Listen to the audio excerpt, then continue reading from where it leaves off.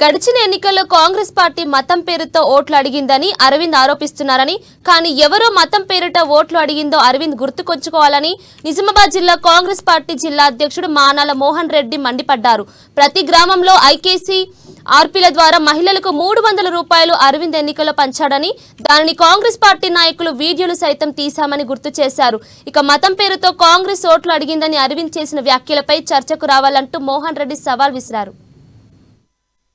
ఏ కుక్క ఈ ఎన్నికల మొత్తంలో మతం పెరిగిన ఓటు అడిగిందో గుర్తుంచుకోవాలి.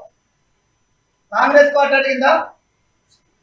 పిచ్చిక మరిగినట్టు మోదీన మతం పెరిగిందని గుర్తుంచుకోవాలి. రెండవ అంశం, ప్రధానంగా సుదర్శన్ రెడ్డి గారి పైన కాంగ్రెస్ పార్టీ పైన 200 రూపాయలు పంచిందని మా పైన ఆరోపణలు చేస్తారు.